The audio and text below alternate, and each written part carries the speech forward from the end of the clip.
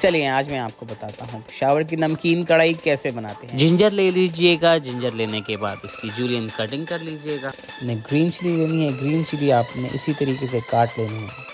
ٹماٹر کو آپ نے 2 حصوں میں کاٹنا ہے، کیونکہ ہم نے بعد میں کڑھائی کے اوپر رکھ دینا ہے کہ اس کے چھلکے ہم بہت ایزیلی پیل کر سکیں۔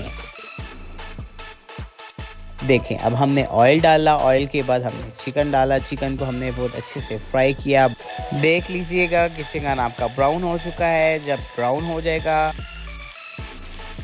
ٹماٹر اوپر رکھ دینے ہیں اسی طریقے سے۔ ٹماٹوز آپ نے اسی طرح رکھنے کے بعد آپ نے گرین چلی لینی ہے، گرین چلی اسی طریقے سے رکھیں گے۔ پھر آپ نے جنجر آپ نے تھوڑی سی ایڈ کر دینی ہے،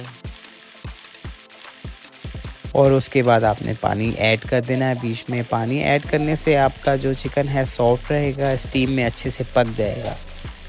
سب کچھ ایڈ کرنے کے بعد آپ لڈ رکھ دیجئے گا۔ تقریباً 30 منٹس میں آپ کا چکن ریڈی ہو جانا چاہیے۔ آپ ٹماٹر کی پوزیشن دیکھ لیجئے گا، اگر سافٹ ہو چکے ہیں تو پھر آپ اس طرح سے ٹماٹر کے چھلکے اتار لیجئے گا۔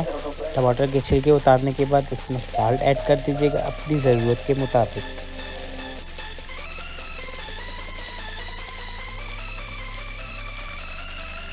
بقیہ جنجر اور گرین چلی ہم نے اس میں ایڈ کی، اس کو مکس کیا، تھوڑا سا اس کا پانی کم کیا اور مزیدار کڑھائی تیار۔